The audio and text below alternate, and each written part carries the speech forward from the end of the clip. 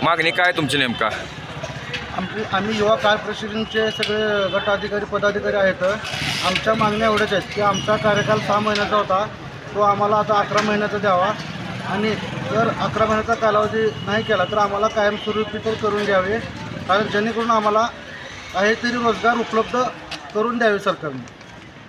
आणि आमच्या मागण्या अशा आहेत की आम्हाला जर नाही झालं तर आमचे जे आपल्या नोकरी संदर्भात आहे तिथं आम्हाला 10% आरक्षण तुम्ही देण्यात यावी. ही आमच्या तहसीलदार साहेबांकडे आणि मुख्यमंत्री साहेबांकडे आमच्या मागण्या आहेत. पुढली भूमिका काय तुमची आता नेमकं?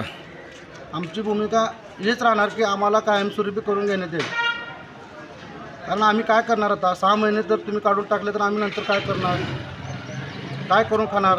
काही लोक असे आहेत त्यांच्या मागं म्हणजे संसार आहे, लेकरं बाळं कशी सांभाळणार आम्ही, असे आमचे उद्दिष्ट आहे. त्यासाठी आम्ही सरकारला एवढीच मागणी आहे आमची की आम्हाला कायमस्वरूपी करून घ्यावं, नाहीतर आम्हाला रोजगार उपलब्ध करून द्यावे. हीच आमची सरकारला आणि मुख्यमंत्री साहेबांना मागणी आहे.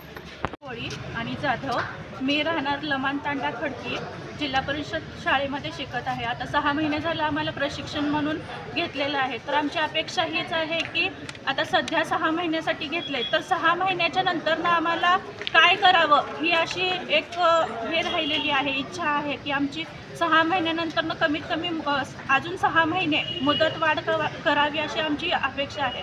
आता सध्या आम्ही सगळेजण एकत्र येत आहेत तर हे कमीत कमी 40-50 लोक तर आहेत. अजून याच्या पुढं सुद्धा आम्हाला धाराशिवपर्यंत निवेदन पोचवायचं आहे आणि अजून पण आहेत ते आता जे साहेब आहेत ते सध्या नाही आहेत, तर त्यांच्यापर्यंत सुद्धा ही आमची निवेदन आहे ती पोचावी हीच इच्छा आहे. आणि मेन गोष्ट म्हणजे आता 2 ते 3 महिने झालं आमची पेमेंट नाही आहे, पगार नाही आहे. तर ही पगारसुद्धा आम्हाला व्यवस्थित वेळेवर मिळालं पाहिजे ही आमच्या सगळ्यांची इच्छा आहे सर. तर त्याच्यासाठी आम्ही निवेदन दिलं, तर ही एक इच्छा पण पूर्ण करावी आमच्या सगळ्यांची. तुमचे कर्मचारी किती आहेत नेमका? आमचे आता सध्या 200 आहेत सगळे मिळून तुळजापूर तालुक्याचे.